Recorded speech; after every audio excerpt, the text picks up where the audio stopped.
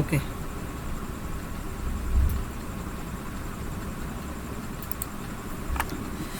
বলো এটা কত দূর হয়েছিল আজকে? এই জায়গাটা নিয়ে একটু আলোচনা করি, তারপর তখন এতে ঢুকবো।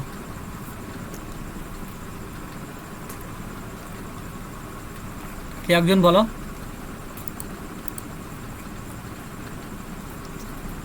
হ্যালো,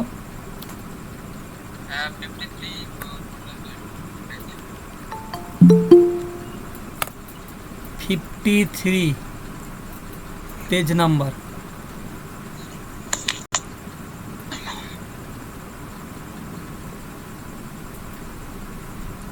আচ্ছা বেশ, মানে আজকে আমরা টেন্সে ঢুকবো তাই তো?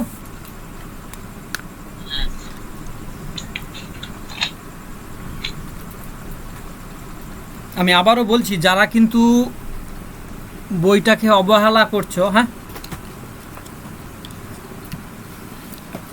তাদের অবস্থা কিন্তু খারাপ হবে। অনেকে করে পাঠাচ্ছ না, অনেকে করছো না, তাদের অবস্থা কিন্তু খারাপ হবে পরবর্তীকালে। আমি বুঝতে পারিনি স্যার, এরকম জায়গাগুলো যেন না আসে। তো আজকে আসবো টেন্স, তাই তো? তো টেন্স আসার আগে আমরা টেন্স সম্পর্কে একটু আগে জানবো, তারপর তখন এগুলো আসবো। স্যার বলছিলাম যে ওয়ার্ড পাওয়ার মেড ইজি যে বইটা আছে ওটা কি ছোট্ট বইটা? হ্যাঁ হ্যাঁ, ছোট বইটা। আচ্ছা ঠিক আছে। ঠিক আছে,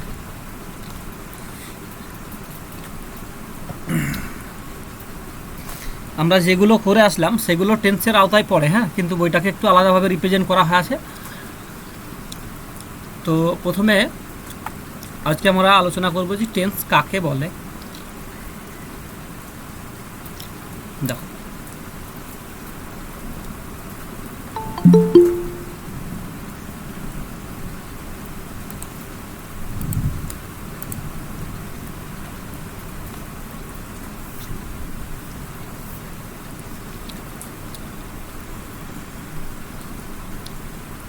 tense of a verb is the pointer of time of action, event or possession. যে একটা ভার্বের যে কাল বা ক্রিয়ার কাল বলা হয়, টেন্স শব্দের অর্থ হলো ক্রিয়ার কাল, ঠিক আছে? It is the pointer of time, এটা হলো কোনো সময়ের মানদণ্ড, হ্যাঁ, পয়েন্টার বলা হয়। টেন্স হলো একটা পয়েন্টার যেটা, হ্যাঁ, আজকে একটু এইগুলোই করাই, টেন্সটা করাই, কারণ হলো বইটাকে আমি একটু তাড়াতাড়ি মানে বইটাকে আমি নিয়ে যাওয়ার চেষ্টা করছি, হ্যাঁ, ওই বইটাকে একটু টেনে নিয়ে যাওয়ার আমি চেষ্টা করছি, কারণ বইটা শেষ হলে অন্য জায়গাগুলো অটোমেটিক ক্লিয়ার হবে। তো এটাকে বলা হয় পয়েন্টার। কিসের পয়েন্টার? পয়েন্টার অফ টাইম, টাইমের পয়েন্টার। অর্থাৎ যে ভার্বটা থাকবে সে ভার্বটা পয়েন্টারে কাজ করবে এবং সেটা ইন্ডিকেট করবে যে কোন সময় আর কি মানে কোনো কাজ ঘটছে বা ঘটবে, এরকম। It shows, tense shows of time is earlier now আর ল্যাটার। সচরাচর আমরা জানি সবাই যে টেন্সকে আমরা 3টে ভাগে ভাগ করে থাকি।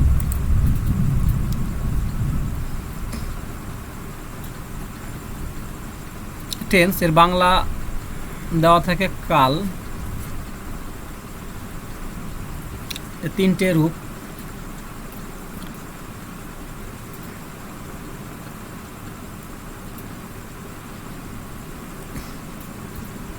একটা হলো প্রেজেন্ট, পাস্ট আর ফিউচার। প্রেজেন্ট মানে বর্তমান, পাস্ট মানে অতীত, আর ফিউচার মানে ভবিষ্যৎ। এই তো, এটা এই প্রেজেন্টটা হলো নাও, আর পাস্ট মানে আর্লিয়ার, মানে কোনো ঘটনা আগেই ঘটে গেছে এরকম, আর ল্যাটার যে ঘটনাটা পরে ঘটবে, ঠিক আছে? ফিউচার যে ঘটনাটা পরে ঘটবে, আর্লিয়ার যে ঘটনাটা ঘটে গেছে, আর প্রেজেন্ট যে ঘটনাটা এখন ঘটে বা ঘটে চলেছে। তো আমরা প্রথমে টেন্সটাকে আমরা 3টে ভাগে ভাগ করলাম। ওকে, এবার আমরা দেখব যে প্রত্যেকটা টেন্সকে আমরা কতকগুলো ভাগে ভাগ করতে পারি। এবার এখানে একটা মজার ব্যাপার আছে। আমি বারবার একটা কথা বলি যে ইংলিশ গ্রামারে টেন্স 2 প্রকার, একটা হলো প্রেজেন্ট আর পাস্ট, ঠিক আছে। ফিউচারটাকে টেন্স হিসাবে ধরা হয় না। কারণটা কি? তার কারণটা, যখন ফিউচারিটি বা ভবিষ্যৎটাকে ইংরেজি গ্রামার অনুযায়ী বোঝানোর জন্য মোডাল ব্যবহার, মানে আমরা অক্সিলারি ব্যবহার করি, ঠিক আছে, মানে অন্য কোনো ভার্বের সহযোগিতায় আমরা ফিউচারটাকে ডিনোট করি, মানে ফিউচারটাকে এক্সপ্রেস করে থাকি। যেমন দেখো একটা ডু, ডিড পাস্ট ফর্ম, এবার এটা উইল ডু। যদি এরকম বলি যে ইউ ডু ইট, তুমি এটা করো, তারপরে হয়তো ইউ ডিড ইট, তুমি এটা করেছিলে। আর এটাকে যদি বলি ইউ উইল ডু ইট, তুমি এটা করবে। এখানে একটা জিনিস লক্ষ্য করো যে এই যে ডুটা আছে এর প্রেজেন্ট ফর্ম আছে, পাস্ট ফর্ম আছে, কিন্তু ফিউচার ফর্ম নাই। তাহলে ফিউচার ফর্মটা কি? ফিউচারটা হলো এই উইল আর ডু। এই উইলটা এখানে অক্সিলারি ভার্ব, হ্যাঁ, এটা মোডাল অক্সিলারি বলা হয়। এই অক্সিলারি ভার্বের সহযোগিতায় ফিউচারিটি ডিনোট করছে। যেই কারণে আমি বলি যে ইংলিশ গ্রামারে অ্যাকচুয়ালি টেন্সটা হলো 2 প্রকারের, ঠিক আছে। কিন্তু আমরা যেহেতু আমরা ইন্ডিয়ান ল্যাঙ্গুয়েজ হিসাবে শিখছি, তো আমরা 3 ভাগে ভাগ করে আমরা আর কি শিখব। এবার প্রত্যেকটা টেন্সকে আমরা 4টে ভাগে ভাগ করব। কি কি? হয়তো আমি প্রেজেন্ট খেয়ে নিলাম, প্রেজেন্ট খেয়ে নিচ্ছি। প্রেজেন্টের আমি 4টে ভাগ, বা পাস্টেরও 4টে ভাগ, ফিউচারের 4টে ভাগ, টোটালি 12টা ভাগ। তো এখানে 1 নম্বরে হলো indefinite.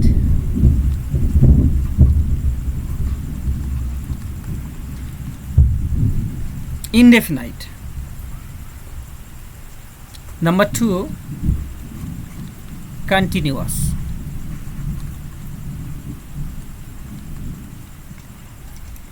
Number 3, perfect.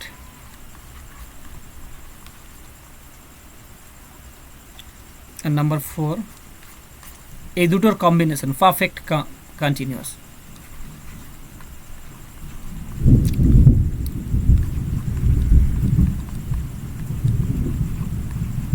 Perfect continuous. Indefinite চেনার একটা জায়গা আছে, ঠিক আছে, মানে ইনডেফিনাইটের যে ফর্মটা হয় সেটা নির্দিষ্ট হয়। যদি আমরা প্রেজেন্ট ইনডেফিনাইট নিয়ে কথা বলি, মানে আমি প্রত্যেকটা টেন্সকে আলাদা আলাদাভাবে আমি করাবো, ঠিক আছে। আমি জাস্ট ওভারঅল একটা ইন্ট্রোডাকশান দিতে চাইছি এই জায়গাটাতে, গঠনগুলো নিয়ে হোক, এ নিয়ে হোক। ইনডেফিনাইট টেন্স মানে ভার্বের জাস্ট মানে মেন ফর্মটা, মূল যে রূপটা। যেমন যদি প্রেজেন্ট ইনডেফিনাইট হয় তাহলে সেক্ষেত্রে হয়তো ডু, পাস্ট হলে ডিড। আর যদি ফিউচার হয় তাহলে একটা তো শ্যাল বা উইল থাকবেই, প্লাস V1। মানে আমি বলতে চাইছি এখানে ডু ডিডের জায়গাটা থাকবে। কন্টিনিউয়াস যখনই চলে আসবে তখন বি ভার্ব প্লাস ভার্বের, মানে ভার্বের 4th ফর্ম, অর্থাৎ ভার্ব প্লাস আইএনজি।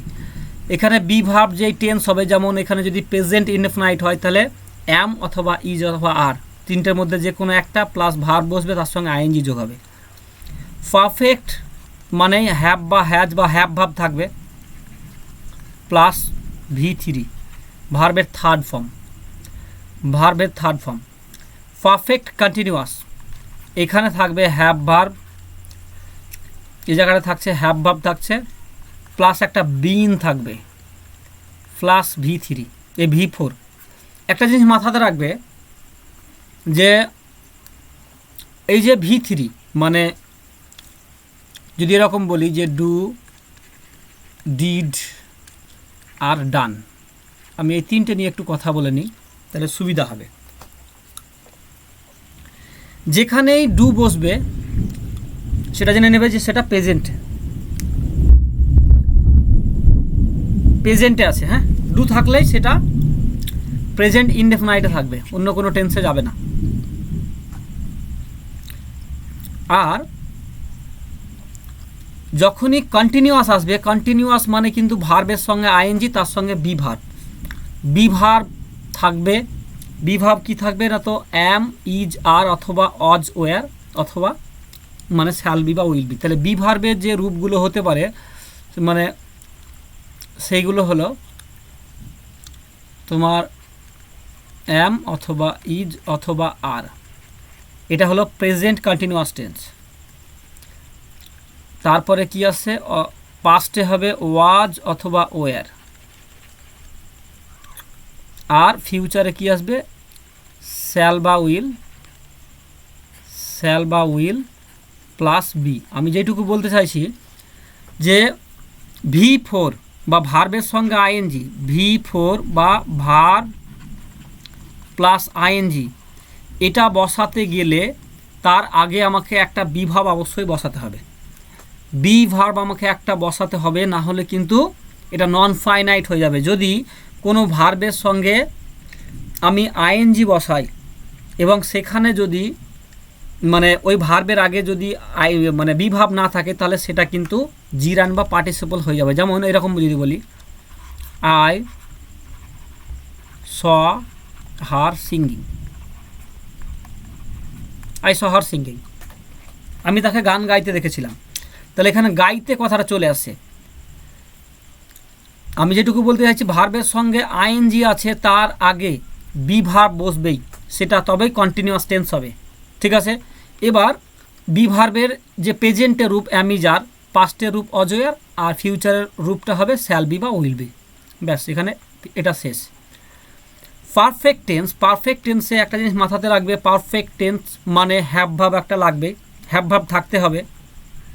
আর তার সঙ্গে সঙ্গে এই যে ডু ডিড ডান, ভার্বের থার্ড ফর্ম সবসময় থাকবে। এই ভার্বের থার্ড ফর্মটা এই পারফেক্টে ব্যবহার হয়, আর ভয়েস চেঞ্জে, সমস্ত ভয়েস চেঞ্জের ক্ষেত্রে এটা ব্যবহার হয়।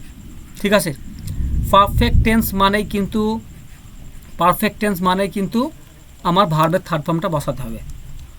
পারফেক্ট কন্টিনিউয়াস, পারফেক্টের জন্য হ্যাভ বসবে, আর কন্টিনিউয়াসের জন্য বি এর রূপ, বি ভার্বের একটা বিন হলো একটা রূপ। ঠিক আছে, এই রূপ বি ভার্বের একটা রূপ হলো বিন, এই বিনটা বসছে, তাই আর কি এখানে কন্টিনিউয়াস টেন্সটা হবে। ঠিক আছে, মানে ভার্বের সঙ্গে আইএনজিটা বসবে। ওভারঅল এরকম একটা কনসেপ্ট আমি তোমাদেরকে দিলাম। এবার বলো যে মানে আমি বলতে চাইছি যে টেন্সগুলো চিনবো কী করে। অনেকে লটাপটি লেগে যায় যে হ্যাঁ এটা কোন টেন্স, কী ব্যাপার, এই লটাপটিটা লাগে। তো তোমরা যে বি ভার্বগুলো করে আসলে সেখানে হ্যাভ, হ্যাড কোথায় বসে সেটা তোমরা জানো। অ্যাম, ইজ, আর, অজ, ওয়ার এই ব্যবহারগুলো তোমরা শিখে আসলে। ঠিক আছে, মানে কোথায় কি বসে। তো সেই কারণে আমি আর ওইভাবে আর গেলাম না, আমি এভাবে বোঝানোর চেষ্টা করলাম। যদি কন্টিনিউয়াস টেন্স হয় তাহলে বি ভার্ব একটা থাকবে, আর যদি পারফেক্ট হয় তাহলে হ্যাভ ভার্ব থাকবে। ঠিক আছে, বলো কারো কোনো নিয়ে এ নিয়ে কারো কোনো প্রবলেম থাকলে বলো। জাস্ট হালকা করে একটা ইন্ট্রোডাকশান দিলাম। এবার যদি বলো না স্যার একটু ভালো করে বলতে হবে বা একটা, তাহলে সেটা অন্যদিন আমি এটা করে করাবো। কারো কোনো প্রশ্ন থাকলে বলো, আমি আজকে একটা টেন্স করাবো। ঠিক আছে, একটা টেন্সে আমি ঢুকবো।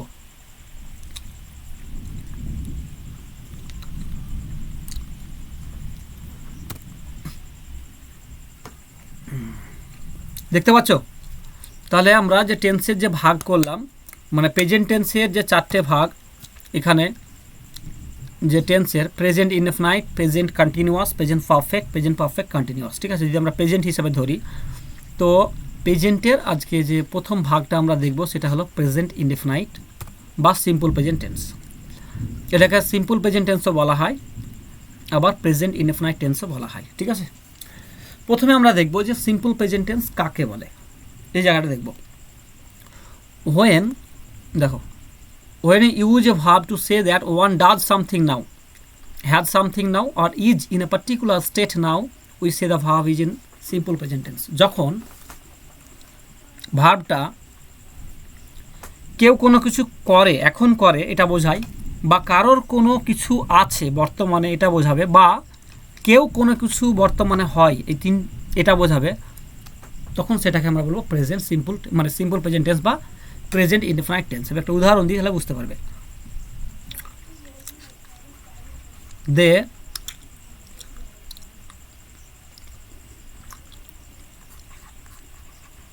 Play, okay. Next, they have many bats, তাদের অনেক ব্যাট আছে।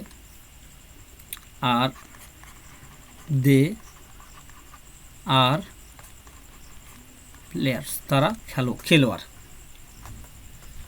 দেখো এখানে প্রথম দে প্লে, এই জায়গায় ওয়ান ডাজ সামথিং নাও, এখন বর্তমানে কেউ কোনো কিছু করে সেটা বোঝানো হচ্ছে। এটা এই প্লে দ্বারা, দে প্লে এই বাক্যর দ্বারা বর্তমানে কোনো কিছু করে এই জিনিসটা বোঝানো হচ্ছে।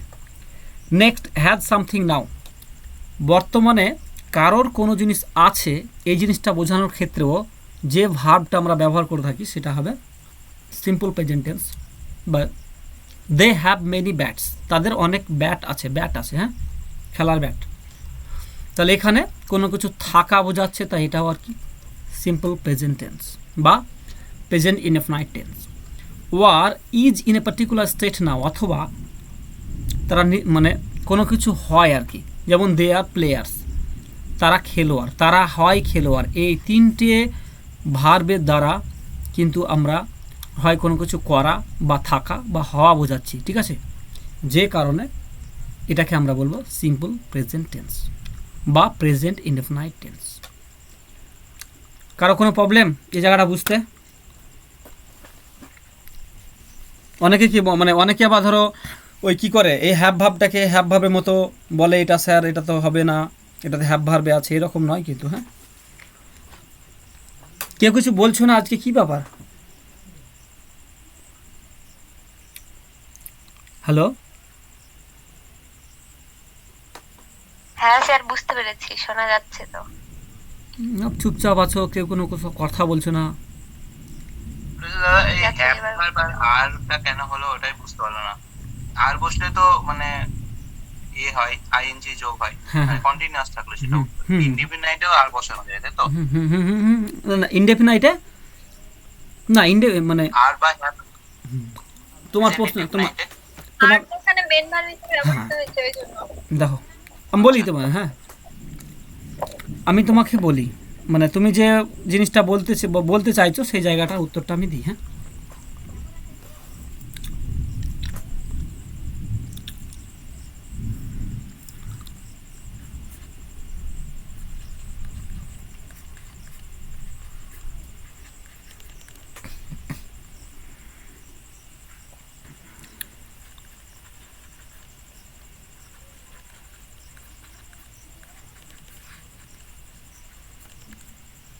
এটা আর না, এটা দে করাটাই ভালো হবে, THEY, এটা দে করলাম। হ্যাঁ বেশ, দে হ্যাভ প্লেড। দেখো দে হ্যাভ মেনি ব্যাটস আর দে হ্যাভ প্লেড দুটো জিনিস সম্পূর্ণ আলাদা। এটার অর্থ হলো তাদের অনেক ব্যাট আছে, আর এখানে তারা খেলেছে। এখানে হ্যাভ ভার্বের কোনো অর্থ নাই, আর এখানে অর্থটা আছে। এখানে হ্যাভ ভার্বটা হলো অক্সিলিয়ারি বা হেল্পিং ভার্ব হিসেবে কাজ করছে। এই হ্যাভটা ভার্বের একটা রূপ, মানে এখানে টাইমটাকে ইন্ডিকেট করছে, এইটা সহযোগিতা করছে পারফেক্ট টেন্স গঠন করতে, কিন্তু নিজে কোনো কাজ করছে না। মানে এই হ্যাভ ভার্বের এখানে হ্যাভ ভার্বের অর্থটা উজ্জ্বল থাকছে, কিন্তু মানে ঠিক অনুঘটকের মতো কাজ করছে, ঠিক আছে? এইখানে হ্যাভটা অনুঘটকের মতো কাজ করছে, মানে নিজে এটা আসছে না, নিজের অর্থটা আসছে না, কিন্তু কাজটা করছে। এখানে ঠিক একই রকম ব্যাপার। এখানে আর এটা হলো মেন ভার্ব, এটা হলো মেন ভার্ব, এখানে হ্যাভটা হলো মেন ভার্ব, আর এখানে এটা হলো অক্সিলিয়ারি ভার্ব, এখানে আরটা হলো অক্সিলিয়ারি ভার্ব এভি। এখানে আর এর কোনো অর্থ নাই, এখানে আরটা সহযোগিতা করছে কন্টিনিউয়াস টেন্স গঠন করতে। দে আর প্লেয়িং, তারা খেলছে, তারা খেলিতেছে বা খেলছে। তাহলে এখানে কন্টিনিউয়াস টেন্স গঠন করতে এই আরটা এখানে কাজ করছে। আর এখানে আরটা নিজেই একটা মেন ভার্ব। এখানে আর এর অর্থ আছে, মেন ভার্ব হিসাবে ব্যবহার হলে আর এর অর্থ আছে, অক্সিলারি ভার্ব হিসাবে ব্যবহার হলে সেই ভার্বের অর্থ থাকে না। ঠিক আছে, তো এখানে কোনো আর এর অর্থ নাই। এটা টেন্স গঠন করছে, এটাও একটা টেন্স, হ্যাঁ এটাও সিম্পল প্রেজেন্ট টেন্স, কিন্তু এখানে মেন ভার্ব হিসাবে ব্যবহার হচ্ছে। বলো এবার। স্যার তাহলে দে হ্যাভ প্লেড এটা কোন টেন্সের মধ্যে, মানে কোন ফাংশনে পড়বে? দে হ্যাভ প্লেড কোন টেন্স বলছো? হ্যাঁ এটা perfect tense, present perfect tense.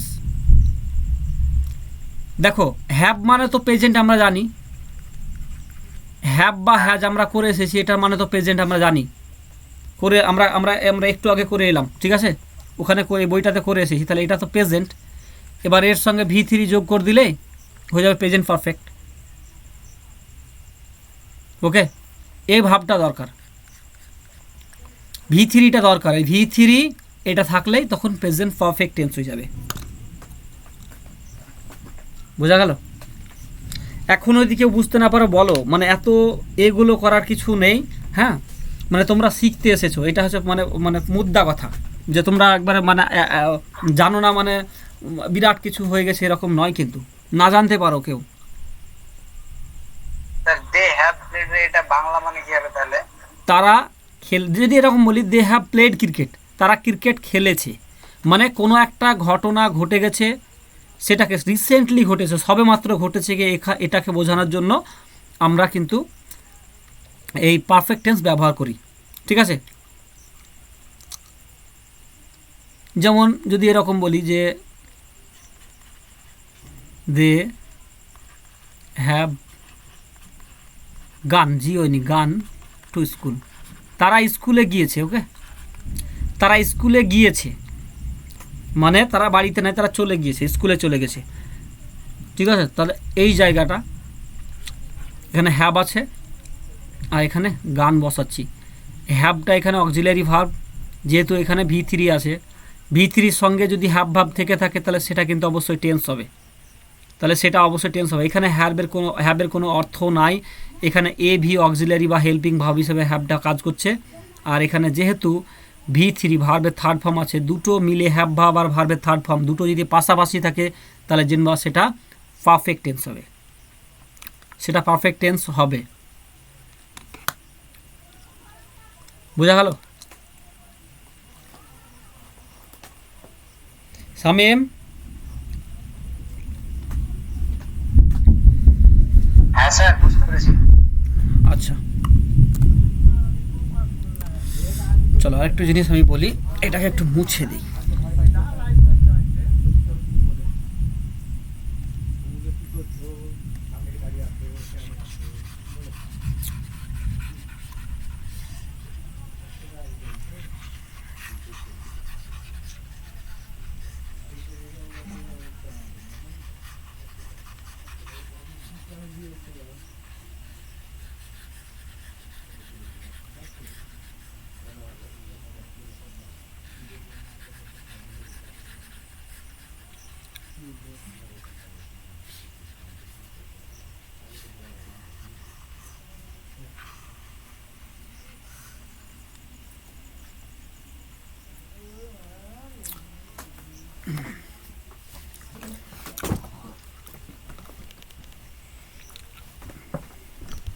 আমরা ডেলি লাইফে 4 রকমের বাক্য ব্যবহার করি। হ্যাঁ,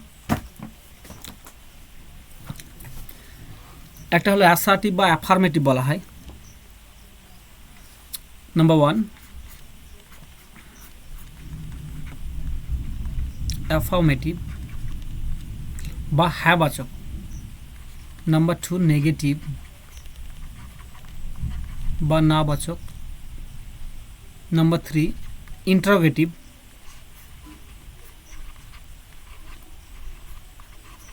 প্রশ্নসূচক বা প্রশ্নবোধক বলা হয়। আর নাম্বার 4 ইন্টারোগেটিভ নেগেটিভ বলে বা কোশ্চেন বলে। ঠিক আছে, ইন্টারোগেটিভ আবার নেগেটিভ, এটা একসঙ্গে থাকবে। ঠিক আছে, বা এটাকে আবার কোশ্চেন বলা হয়। এই 4 রকমের মানে প্রত্যেকটা টেন্সকে আমাদেরকে আবার এরকম এর 4টে রূপ থাকে, প্রত্যেকটা টেন্সের 4টে আবার রূপ থাকে, ঠিক আছে। যেমন যদি আগে একটা বাংলা লিখি যে তারা মাঠে ফুটবল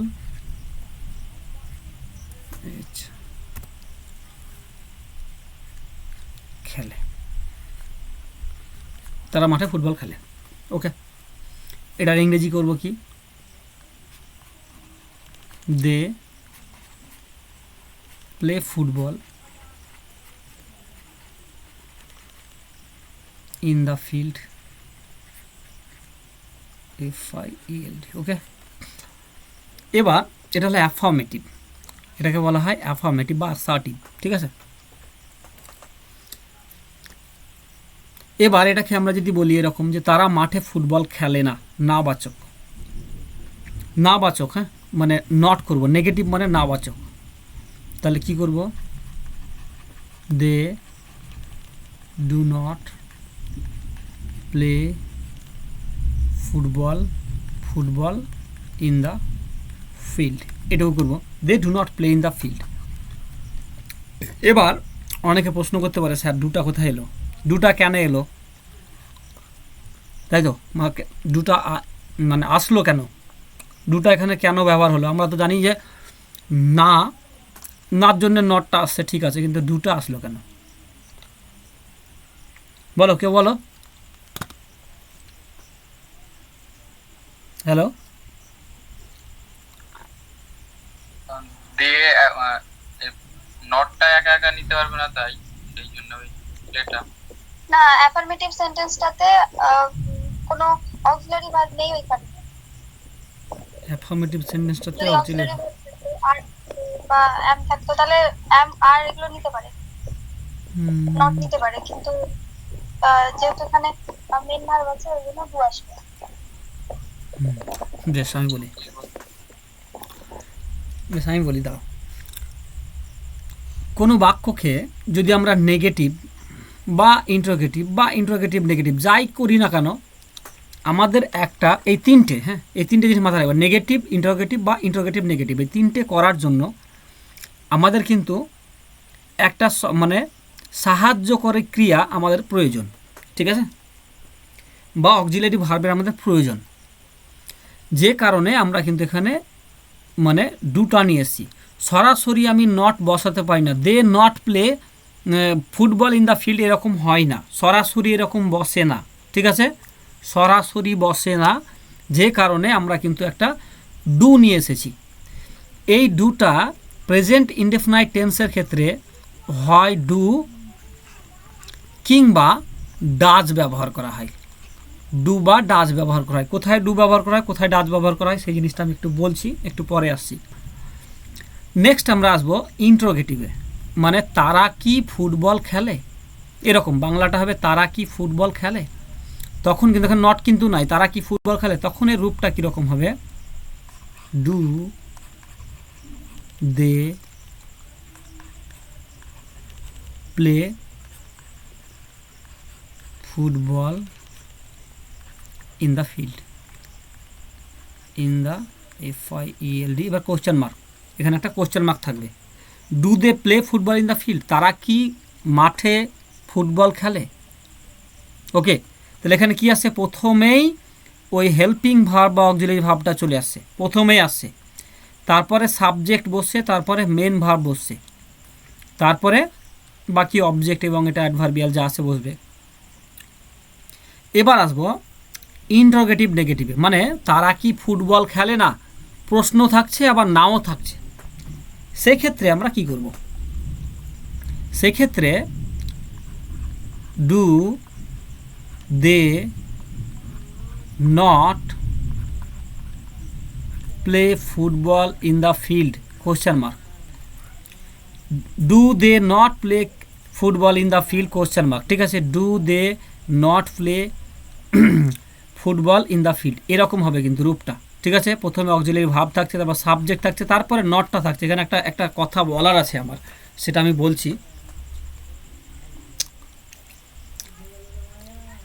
এই জায়গাগুলো মানে বুঝতে পারছো তো কীরকমভাবে সাজছে, কেন হচ্ছে? বাংলাগুলো দিয়ে আমি একটু বোঝানোর চেষ্টা করছি,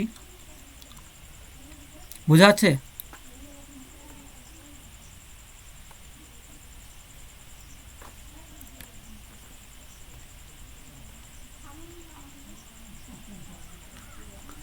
আচ্ছা বেশ, এবার একটা মজার জিনিস দেখো।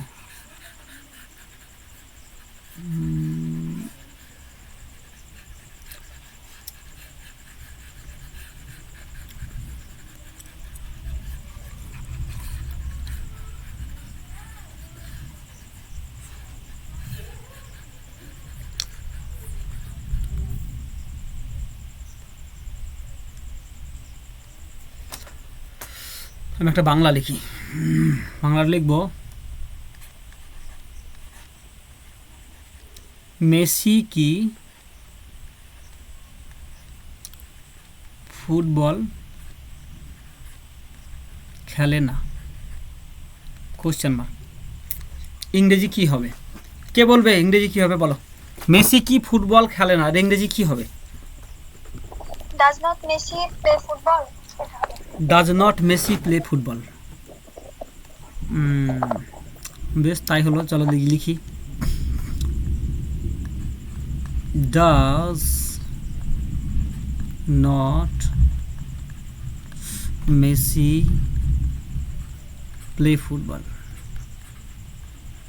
ওকে, এবার একটা জিনিস লক্ষ্য করে দেখো যে এখানে ডু থাকলো, এখানে ডাজ হলো এক, আর 2 নম্বর কথা হলো নটটা মেসির আগে আছে, এখানে এটা তো সাবজেক্ট, এর আগে আছে নট, আর এখানে দেটা এখানে সাবজেক্ট এর পরে আছে, ঠিক আছে, এর পরে আছে। কারণটা কি, কেন এরকম গঠন হয় বা কোন ক্ষেত্রে হয় সেই জায়গাটা আমাদেরকে জানতে হবে।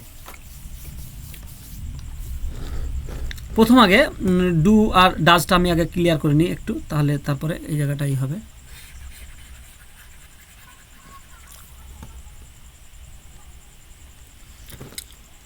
সাবজেক্ট যদি third person plus singular number, third person এবং সিঙ্গুলার নাম্বার দুটোই হতে হবে, থার্ড পারসন হতে হবে আবার সিঙ্গুলার নাম্বার হতে হবে, একই সঙ্গে দুটো হতে হবে, তবেই আর কি ভার্বের শেষে, এই টেন্সে ভার্বের শেষে ইয়েস বা ইয়েস যোগ হবে, বা তবে ভার্বের শেষে এবার যোগ হবে। আমি জায়গাটা বলি, যেমন হি আর ইয়ে ডিএস রিডস এ বুক, সে একটা বই পড়ে, এখানে এস যোগ হলো, কেন হলো? কারণ হলো এই যে সাবজেক্ট আছে হি, এটা হলো থার্ড পারসন। আমরা জানি ফার্স্ট পারসন মানে আই আর উই, সেকেন্ড পারসন মানে শুধু ইউ, বাকি যা আছে সব থার্ড পারসন। আই আর উই হলো ফার্স্ট পারসন, ইউটা শুধুমাত্র সেকেন্ড পারসন, বাকি পৃথিবীতে যা আছে সবই থার্ড পারসন। এবং সিঙ্গুলার যদি হয় তাহলে হিটা একটা সিঙ্গুলার, তাহলে যখন সাবজেক্ট দেখব থার্ড পারসন এবং সিঙ্গুলার নাম্বার, এবং সেটা সেই টেন্সটা যদি প্রেজেন্ট ইনডিফাইন্ড টেন্স হয়, তাহলে সেক্ষেত্রে সবসময় ভার্বের শেষে ইয়েস বা ইয়েস যোগ হবে। ওকে, যে কারণে এখানে রিডস হলো। এবার এটাকে যদি বলি যে সে বই পড়ে না, তখন কি হবে? He does not read a book. যেহেতু এই যে এস ছিল, এই এসটা এখানে ডাজ হিসাবে বসে গেল, তা আমার এইখানে রিডস আর হবে না, ঠিক আছে, মানে দুটো এস হবে না, এখানে ওই এসটা এখানে ডাজ ইএস হিসাবে বসে গেল, ডু এর জায়গাটাতে এখানে ডাজ বসে গেল, he does not read a book. তাহলে আমরা এত করে বুঝলাম যে কোথায় আর কি ডাজ বসে। এবার আমার প্রশ্ন হলো যে এখানে মেসির আগে বসলো আর এখানে দে এর পরে নট বসলো, কেন বসলো বা ব্যাপারটা কি? এই জিনিসটা মাথাতে রাখবে। সাবজেক্ট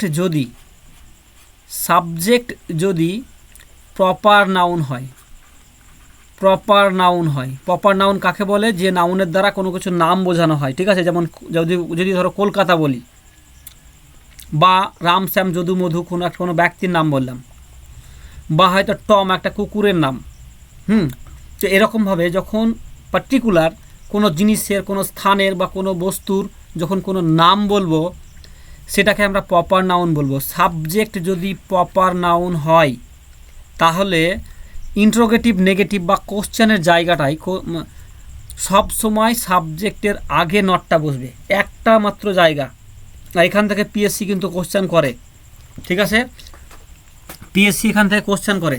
সাবজেক্ট যদি প্রপার নাউন হয় তাহলে সেক্ষেত্রে নটটা সাবজেক্টের আগে বসবে, আর না হলে অন্য সমস্ত ক্ষেত্রে এই ইন্টারোগেটিভ নেগেটিভ সেন্টেন্সের ক্ষেত্রে সাবজেক্ট সবসময় পরে বসবে। ওকে, সাবজেক্টের পরে সবসময় নট বসবে। বোঝা গেল? একবার বলো ইন্টারোগেটিভ বা ইন্টারোগেটিভ সেন্টেন্সের আগে আমি বলি যে নট বসে। ইন্টারোগেটিভ নেগেটিভ সেন্টেন্সে সাবজেক্ট যদি প্রপার নাউন হয় তাহলে নটটা সাবজেক্টের আগে বসবে। ইন্টারোগেটিভ নেগেটিভ সেন্টেন্সে সাবজেক্ট যদি প্রপার নাউন হয় তাহলে নটটা সাবজেক্টের আগে বসবে, বাকি অন্য ক্ষেত্রে সাবজেক্টের পরে সবসময় নট বসবে। বাকি ক্ষেত্রে সাবজেক্টের পরে নট বসবে। শর্ত একটাই, সেটা হলো সাবজেক্টকে প্রপার নাউন হতে হবে। বোঝা গেল?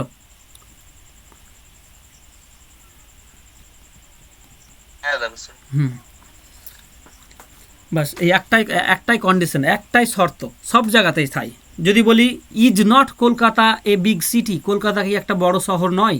কলকাতা যেহেতু একটা সিটির নাম তাই ইজ নটটা চলে আসছে। ওকে, চলো এবার আমরা মানে সিম্পল টেন্সে বা প্রেজেন্ট ইনডিফিনাইট টেন্সটা আমরা একটু দেখব যে কোন সময় আমরা এটাকে ব্যবহার করি। দেখো, we use this tense to express general truth. সাধারণ যে সত্য ঘটনাগুলো আমরা ব্যাখ্যা করব সেক্ষেত্রে আমরা এই টেন্সটা ব্যবহার করব। যেমন it rains a lot in the rainy season, বর্ষাকালে অনেক বৃষ্টি হয়। It rains a lot in the rainy season, এটা হবে না। Summer is very hot in India, ভারতবর্ষে সামার কি হয়? হট হয়। আই অ্যাম 20 years old, এগুলো কিন্তু জেনারেল ট্রুথ, ঠিক আছে। এটা সাধারণত এগুলোকে সত্য হিসাবে, যেমন ভারতবর্ষে সামার তো অন্য কিছু হয় না, ঠিক আছে, হটই হয়। বর্ষাকালে আমাদের এখানে বৃষ্টি হয়, ঠিক আছে, তো এগুলোকে বলা হয় জেনারেল ট্রুথ। যখন আমরা জেনারেল ট্রুথকে আমরা এক্সপ্রেস করব তখন আমরা প্রেজেন্ট ইনডিফিনাইট বা সিম্পল প্রেজেন্ট টেন্স ব্যবহার করব। একটা গেল।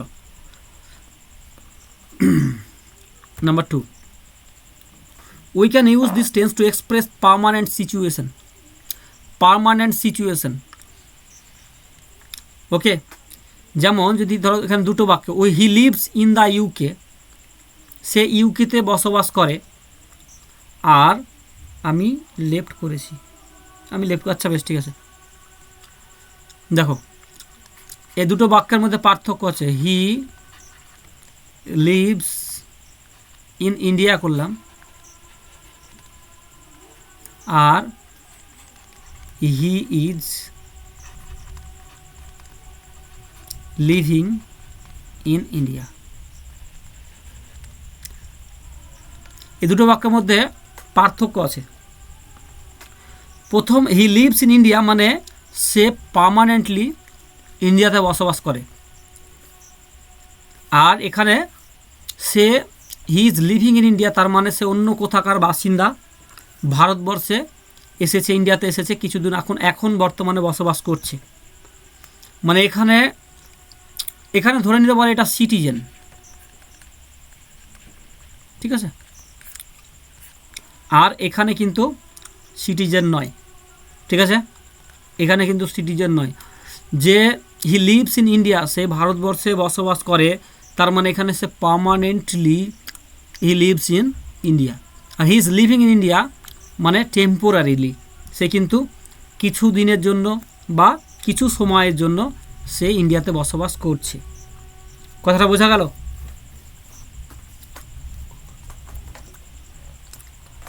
হ্যালো, খুব সূক্ষ্ম জিনিস আছে, হ্যাঁ, এগুলো থেকে প্রশ্ন হবে কিন্তু, খুব সূক্ষ্ম জিনিস, এগুলো মাথাতে রাখবে। নাওয়াডেজ pollution is a great problem. আজকের দিনে পলিউশন একটা ইজ এ গ্রেট প্রবলেম, একটা বড় একটা সমস্যা, ঠিক আছে। এখানে এটাও কিন্তু একটা পার্মানেন্ট সিচুয়েশনের মধ্যে দাঁড়িয়ে গেছে, ঠিক আছে, এর দ্বারা। কিন্তু এখানে দেখো ইজ আছে, এখানে এটা কিন্তু বি ভার্ব, তার সত্ত্বেও এটা কিন্তু প্রেজেন্ট ইনডিফিনাইট টেন্স, এটাকে অন্য টেন্সে বা কেউ ভেবে নিও না, ঠিক আছে। Next, we use this tense to express habit. আমরা যখন কোনো কিছু হ্যাবিট বা অভ্যাস, হ্যাঁ অভ্যাসকে বর্ণনা বলবো, অভ্যাসের কথা বলবো, তখন আমরা কিন্তু মানে এই টেন্সটা ব্যবহার করব। I drive a bike to my school. শোনা যাচ্ছে? হ্যাঁ শোনা যাচ্ছে। I drive a bike to my school. আমি আমার স্কুলে বাইক ড্রাইভ করে যাই। এটা কিন্তু আমার একটা হ্যাবিট হয়ে গেছে।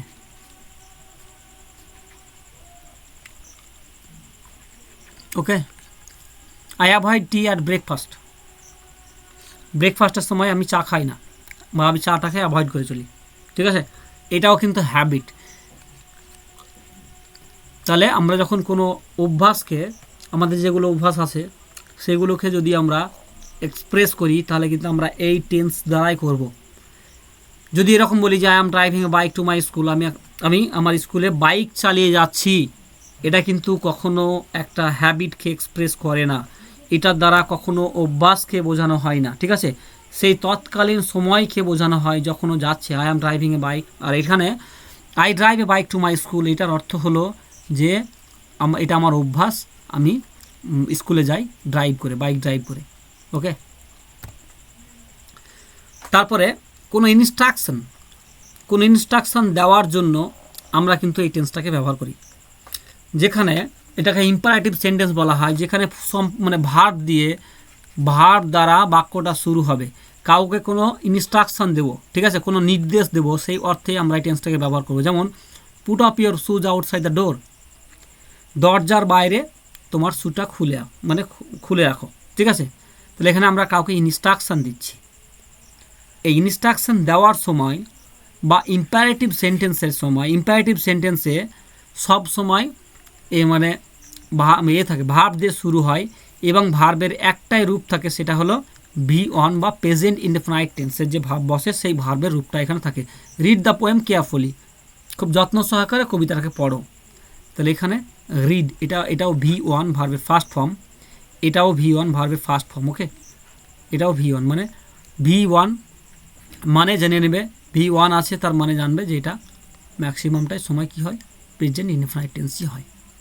ওকে, তাহলে গিভ ইনস্ট্রাকশনের জায়গাটাতে আমরা 4 নম্বরে দেখলাম ব্যবহার হয়। নেক্সট চলো, we use this tense to express pre scheduled plan of present আর ফিউচার টাইম। খুব মজার ব্যাপার, দারুণ একটা জায়গা। হ্যাঁ, একটা বাংলা লিখি যে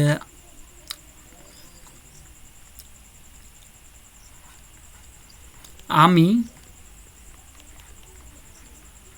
আজ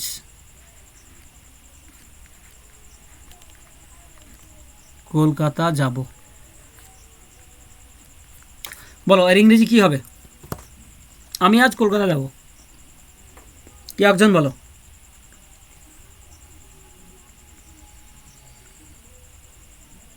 today I go two Kolkata. হ্যাঁ, বুঝলাম না। Today I go two Kolkata এটা বললে? বেশ, আর কে বলো।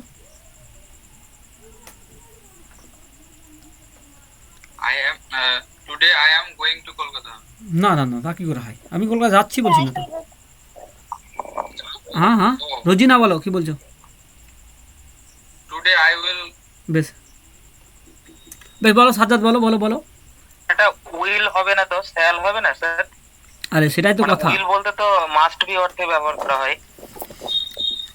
জোর দিয়ে না, এটা সেটার উপর নির্ভর করবে। জোর দিয়ে বলছি না, এমনি বলছি সেটার উপর। না, সাজ্জাদ ওটা হচ্ছে না, আমি বলছি। রোজিনা বলো, কি বলছিলে? আমি আজ কলকাতা যাব, মানে today I shall go to Kolkata.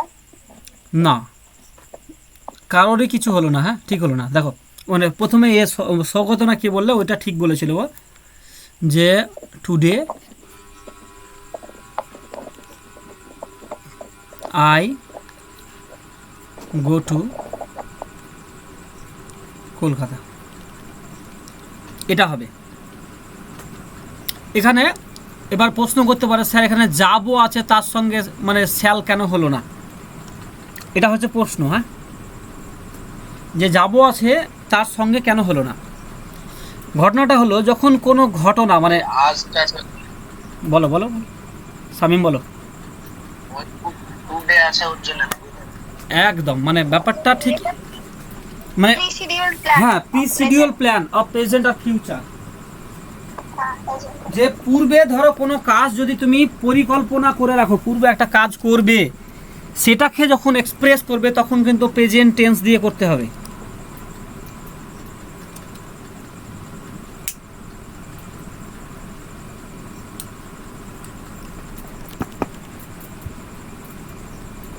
কথাটা বোঝা গেল? হ্যালো, দাদা আমি বুধবার কলকাতা যাব বললেও তো এরকমই হবে নাকি? একদম হ্যাঁ, বুধবার কলকাতা যাব তাহলে সেটাও এরকম হবে, কিন্তু ধরো সময়টা যে আমি আগামী বছর বা 1 বছর পরে যাব, যদি সময়টা অনেক দীর্ঘ হয়ে যায় সেক্ষেত্রে আমরা ফিউচার দিন এক্সপ্রেস করব, ঠিক আছে? যদি টাইমটা অনেক দিনের হয়, আমি 2 মাস পরে যাব, 5 মাস পরে যাব, এরকম যদি হয়, ঠিক আছে? যদি আমি বলি আমি আগামী কালকে যাব, সেক্ষেত্রেও কিন্তু আমরা এই টেন্সে ব্যবহার করব। হ্যাঁ, দেখো, the rain arrives at 4 AM, 4টের সময় বৃষ্টি হবে। I leave for Kolkata tonight, আমি আজকে কলকাতা যাব।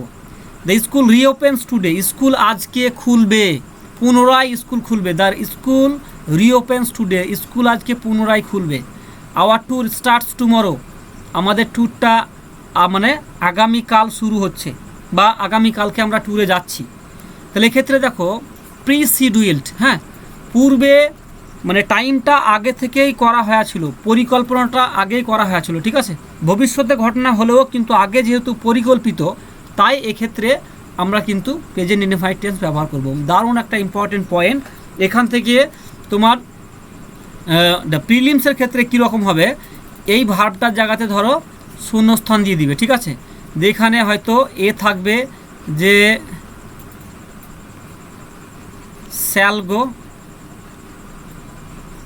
শ্যাল গো, বি অপশানে থাকবে হয়তো উইল গো, ঠিক আছে? আর হয়তো সি অপশানে থাকবে গো, আর হয়তো ডি অপশানে দিয়ে দিল গোজ, এরকম একটা অপশান দিয়ে দিবে, ঠিক আছে?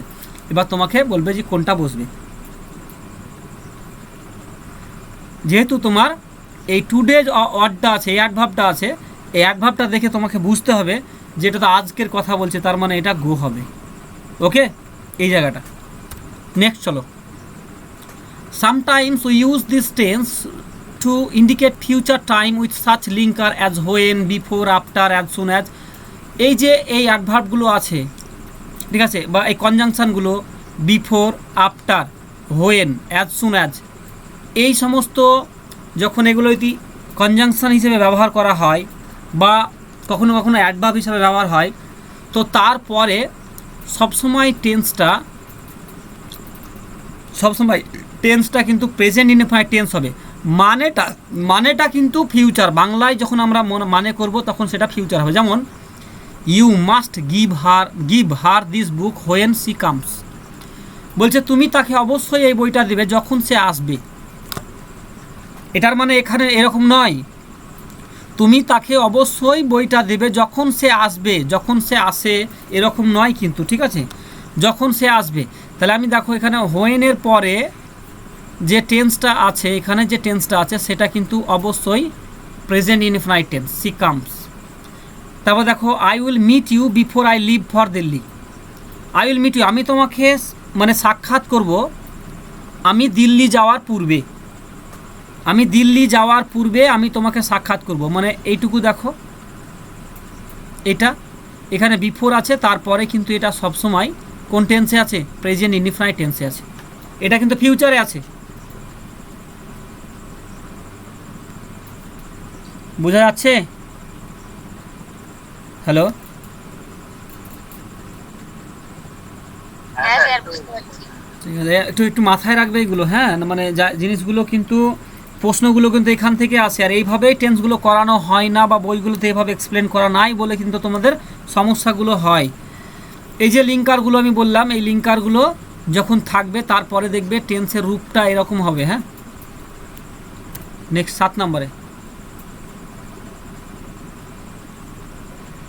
জিরো কন্ডিশনাল সেন্টেন্সের ক্ষেত্রে আমরা সব সময় প্রেজেন্ট ইনডেফিনাইট টেন্স ব্যবহার করব। Zero conditional sentence, conditional sentence 4 রকমের হয়, হ্যাঁ। একটা হলো জিরো কন্ডিশনাল, জিরো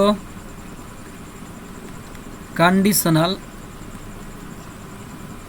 একটা হলো ফার্স্ট কন্ডিশনাল, FIRST, এটা হলো সেকেন্ড কন্ডিশনাল, আর একটা হলো থার্ড কন্ডিশনাল। তাহলে 4 রকমের কন্ডিশনাল সেন্টেন্স হয়। জিরো কন্ডিশনাল সেন্টেন্সের ক্ষেত্রে সবসময় প্রেজেন্ট ইনডেফিনাইট টেন্স ব্যবহার হবে, ঠিক আছে। এবার কেউ প্রশ্ন করতে পারে, কি হবে জিরো কন্ডিশনালের? হ্যাঁ, জিরো কন্ডিশনালের উদাহরণ কি হবে? দেখো, ইফ বা হোয়েন, ইফ উই হিট আইস, যদি আমরা বরফকে উত্তাপ্ত করি বা বরফে তাপ দিই, ইট মেল্টস, তাহলে এটা গলে যায়। If we go out, switch off your laptop. If you go out, যদি তুমি মানে চলে যাও, তাহলে সুইচ অফ, তোমার ল্যাপটপটা সুইচ অফ করে যাবে, ঠিক আছে। তাহলে এখানে এগুলো হলো ফার্স্ট কন্ডিশনাল সেন্টেন্স, বা এগুলোকে ইফ ক্লজও বলা হয়, ইফ ক্লজও বলা হয়, ঠিক আছে। এগুলোকে ইফ ক্লজ বলা হয়। খুব সুন্দরভাবে করিয়ে দেবো, কোনো চাপ হবে না। এখান থেকে কম্পিটিটিভে প্রচুর প্রশ্ন আসে। কম্পিটিটিভে ইফ ক্লজের ওপরে বা কন্ডিশনাল সেন্টেন্সের ওপরে যে কোনো কম্পিটিটিভে প্রচুর প্রশ্ন আসে। সেখানে এরর ডিটেকশন থাকতে পারে, বা তোমাকে ফিল ইন দ্য ব্ল্যাঙ্কস থাকতে পারে, বা যখন তুমি তোমার রাইটিংয়ের ক্ষেত্রে এগুলো খুব ব্যবহার করা যায়, এই কন্ডিশনাল সেন্টেন্স জায়গাটা, ঠিক আছে। তো জিরো কন্ডিশনাল সেন্টেন্সে আমরা সবসময় এই টেন্সটা, প্রেজেন্ট ইনডেফিনাইট টেন্সটা ব্যবহার করব, ঠিক আছে। কন্ডিশনাল সেন্টেন্স কি পরে বিস্তারিত আমরা আলোচনা করব যখন ক্লজ করব তখন।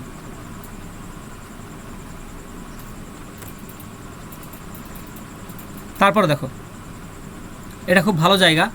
We use this tense with state verb to express emotion, thought, possession, sensation or feeling. FEELING, ওই ফিলিং, ঠিক আছে। যেমন ইমোশন এক্সপ্রেস করার জন্য যে ভার্বগুলো আমরা সচরাচর ব্যবহার করি, যেমন লাভ, হেট, লাইক, ডিসলাইক, এগ্রি, এই সমস্ত ভার্বগুলো ব্যবহার করি। থট এক্সপ্রেস ব্যবহার, মানে থটটাকে এক্সপ্রেস করার জন্য আমরা যে ভার্বগুলো ব্যবহার করি সেটা হলো understand, realise, believe, know, remember. Possession, কোনো কিছু দখলে থাকা অর্থে যে ভার্বগুলো ব্যবহার করি সেটা হলো হ্যাভ, ওন, বিলং, কন্টেন, এইগুলো।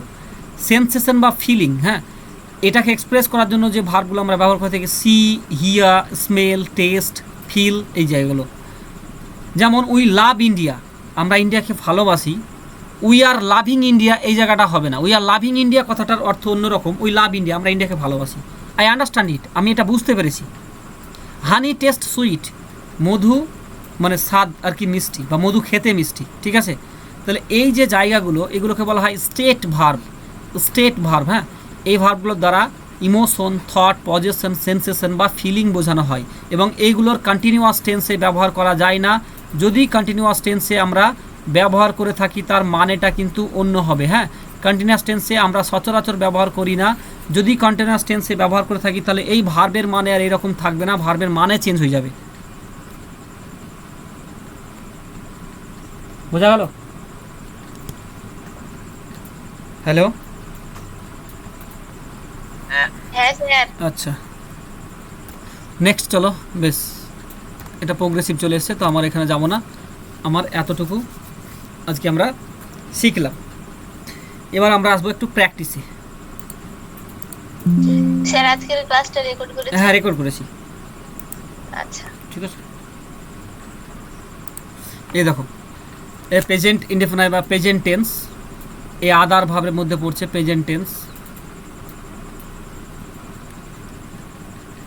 এটা প্রেজেন্ট টেন্সের এখানে সিম্পল প্রেজেন্ট বা প্রেজেন্ট ইনডেফিনাইট টেন্স আমি যেগুলো দিলাম, আমি যত রকম ভ্যারাইটিস দেখিয়েছি বইটাতে অত রকম ভ্যারাইটিস কিছু নেই। তবে ব্যাপারটা হলো, এই দেখো এখানে বলে দিয়েছে, দেখো এই জায়গাগুলোকে কোথায় কোথায় ব্যবহার হয়, জায়গাগুলোকে একটু পড়ে নেবে, দিয়ে করবে। উপরের বাক্যগুলি ইংরেজি অনুবাদ করে দেখো, দেখো যে বাক্যগুলি হি বা তার সঙ্গে ইয়েস বা ইয়েস সর্বদাই গো লেখা হয়। এছাড়া অভ্যাসগত সত্য বা চিরন্তন সত্য বোঝালে এই টেন্স। দেখো এখানে হ্যাবিচুয়াল ট্রুথ বা ইটারনাল ট্রুথ, হ্যাঁ, যেটা আমি জেনারেল ট্রুথ আর একটা হ্যাবিট বুঝিয়েছি, ঠিক আছে। তার দ্বারা মানে এই টেন্সের দ্বারা এই জিনিসগুলো ব্যবহার করা হয়, যে অভ্যাসগত সত্য বা ইটারনাল ট্রুথ বা চিরসত্য। এটা গায়ে অভ্যাসগত সত্য। দেখো, I get up from bed every morning at 5 o'clock। আমি প্রতিদিন সকাল 5টায় ঘুম থেকে উঠি, এটা আমার একটা অভ্যাস। তাহলে অভ্যাসটাকে আমরা যখন এক্সপ্রেস করব তখন আমরা এই টেন্সটাকে ব্যবহার করব। তারপরে অভ্যাসগত সত্য একটা দেখো, দাদু 10টার সময় শুতে যায়। Father goes to bed at 10 o'clock। সূর্য পূর্ব দিকে ওঠে, এটা হলো চিরন্তন সত্য, ঠিক আছে, যেগুলো বা সর্বজনীন সত্য। The sun rises in the east. তেল জলে ভাসে, অয়েল ফ্লটস ইন ওয়াটার, এগুলো চিরসত্য, ঠিক আছে। তো এরকমভাবে এই টেন্সগুলোকে দেখানো হয়েছে, তোমরা এইভাবে করবে। আমি কিছু দু একটা দেখি বড় বড় জায়গাগুলো একটু করে দেওয়ার চেষ্টা করব। যেমন আমি প্রতিদিন বিদ্যালয়ে যাই, তাহলে কী হবে এটা? I go to school everyday, ঠিক আছে। তাহলে এটা কি হচ্ছে? আইটা সাবজেক্ট, গুটা ভার্ব, টু স্কুলে যায়, এটা হলো অ্যাডভার্বিয়াল। ডেইলি হবে না কেন?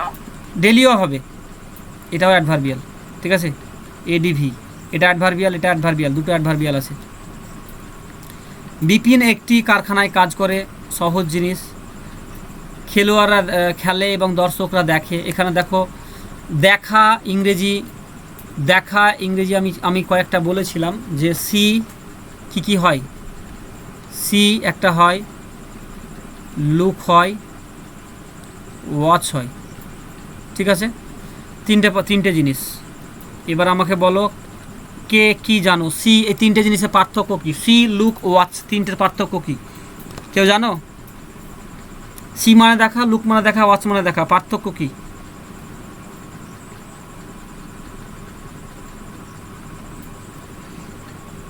কেউ কিছু বলবে এই জায়গাটা নিয়ে? ব্যবহারিক প্রয়োগ করা যেতে পারে, কিন্তু এভাবে কোনো নিয়ম জানি না। সি মানে হচ্ছে জেনারেলি যেটাকে বলে সবকিছুই দেখা যেতে পারে। ওয়াচ মানে একদম মনোযোগ দিয়ে দেখা, যেমন টিভি ম্যাচ এইসবগুলো ওয়াচ বোঝায়। আর লুক মানে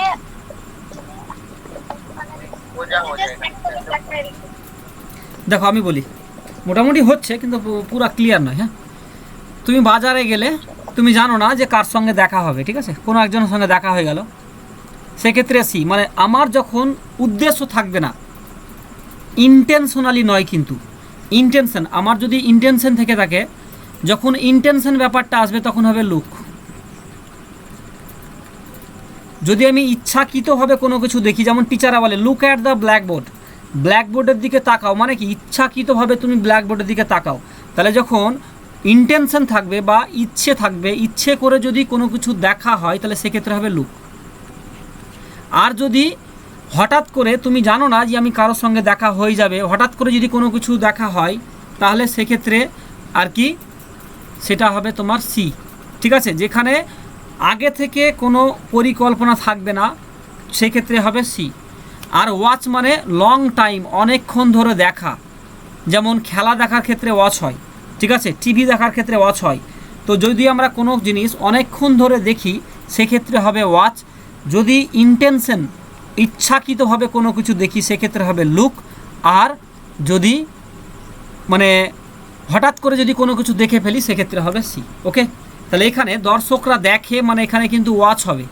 দর্শকরা কিন্তু অনেকক্ষণ ধরেই খেলা দেখে, খেলা কিন্তু কয়েক সেকেন্ডের হয় না, খেলাটা 1 ঘন্টা মিনিমাম, ফুটবল খেলা হয় 1-8 ঘন্টা খেলা হয়, তো অনেকক্ষণ ধরে দেখে, তাই এক্ষেত্রে হবে ওয়াচ হবে। হ্যাঁ, তারপর দেখো, শিক্ষকরা পড়ান আর ছাত্ররা পড়ে শেখে। এখানে টিচ মানে পড়ানো, TEACH, টিচ মানে পড়ানো, আর লার্ন মানে শেখা, LEARN, লার্ন, ঠিক আছে। লার্ন মানে শেখা, কোনো কিছু আমরা শিখছি, মানে তোমরা আমার কাছ থেকে শিখছো, তাহলে সেক্ষেত্রে তোমরা যেটা করছো সেটা হলো লার্নিং, তোমাদের লার্নিং হচ্ছে। আর আমি যেটা করছি সেটা হচ্ছে টিচিং হচ্ছে। টিচ মানে পড়ানো, লার্ন মানে শেখা। ওকে, তারপরে রামেন দুধ পান করে কিন্তু তার বাবা চা ভালোবাসেন। বেশ, বিকেল 5টায় হাওড়া স্টেশনে ছাড়বে। দেখো এখানে রাজধানী এক্সপ্রেস বিকেল 5টায় হাওড়া স্টেশন থেকে ছাড়ে, ঠিক আছে, বা ছাড়বে যদি বলে, যদি এখানে যদি এটা ছাড়ে না থাকে, যদি ছাড়বে বলতো, ছাড়বে যদি কথাটা বলতো তাও কিন্তু এই টেন্সই হতো, কারণ এটা পূর্ব পরিকল্পিত। আগে পি শিডিউলড, তারপরে চলো আর কি আছে, শিকারি বাঘ শিকার করে, দেখাশোনা করা, টেকটি জায়গাগুলো নিয়ে করে। হ্যাঁ, এবার দেখো এখানে অন্যান্য রূপগুলো আসছে, নেগেটিভ আসছে, ইন্টারোগেটিভ আসছে, এই জায়গাগুলো আসছে, ঠিক আছে। যেমন আমি চা পছন্দ করি না, আমি I do not like tea, তুমি চা পছন্দ করো না, you do not like tea, সে চা পছন্দ করো না। এই সে যখন চলে এসে তখন ডাজ চলে এলো, কেন? কারণ এখানে এই যে হিটা আছে, হিটা third person plus singular number দুটো, আর বাকিটা দেখো আইটা হলো ফার্স্ট পারসন, ইউটা হলো সেকেন্ড পারসন, যেই কারণে এখানে ডু বসলো। ওকে, তারপর দেখো এই জায়গাটা দেখো, তুমি কি চা পছন্দ করো না, do you not like tea, তুমি কি চা পছন্দ করো না। এখানে ইউটা কোনো প্রপার নাউন নয়, তাই সেই ক্ষেত্রে সেই জন্য এখানে নটটা সাবজেক্টের পরে বসেছে। Does he not go to school, সে কি স্কুলে যায় না, এই যে নট আছে এইটা, এই যে হি, এটা কিন্তু প্রপার নাউন নয়, তাই নটটা পরে বসেছে। এইখানে আবার দেখো রমা একজনের নাম, এটা প্রপার নাউন, তাই ডাজ নট রমা, এই নটটা কিন্তু আগেই বসে গেছে। বোঝা গেল? এবার এইগুলো করবে, এখানে কোনো কিছুই নাই। সেই গল্পের বই পছন্দ করে না, হি does not like story book, ছাগলের মাংস খায় না। এরকমভাবে এই জায়গাগুলো তোমরা করে ফেলবে, আশা করি কোনো সমস্যা হবে না। যদি কোনো সমস্যা হয় বলবে আমাকে, আমি জায়গাগুলো দেখিয়ে দেবো। কতগুলো আছে দেখি, দাঁড়াও। এটা কি শেষ হবে তোমাদের দ্বারা? কি সম্ভব এটা শেষ করা? হ্যালো স্যার দেখে বলছি। দেখো একবার দেখো, পেজ নাম্বার কত? 66। তোমাদের দ্বারা কি সম্ভব এতগুলো করা, না এটাকে কেটে কেটে দেবো, অল্প অল্প দেবো, সেটা বলো। স্যার অনেক বেশি হয়ে যাচ্ছে। বলো, একজন করে বলো। অল্প করে দেন স্যার। স্যার অনেক বেশি হয়ে যাচ্ছে, অর্ধেকটা দিয়ে দিন। বেশি হয়ে যাচ্ছে, তাহলে এক কাজ করবে, মোটামুটি তোমরা এই অ্যাফার্মেটিভের রূপ কটা করে নিয়ে আসবে। মানে এই যে প্রেজেন্ট ইনডিফিনাইট টেন্স, তো এটা প্রেজেন্ট ইনডিফিনাইট টেন্সের এখান থেকে শুরু হচ্ছে, ঠিক আছে। তোমাদের কাজ হলো এখান থেকে চ্যাপ্টার 4 নম্বর চ্যাপ্টার, তোমরা যেটা করবে সেটা হলো, হ্যাঁ এইটুকু 59 পর্যন্ত করে নিয়ে আসবে, ঠিক আছে।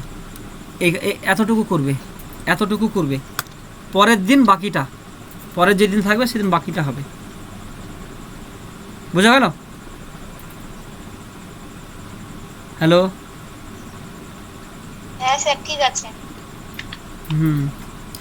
তো বেশ, বলো, কার যদি কোনো প্রশ্ন থাকে বা কিছু থাকে তাহলে সেটা বলো।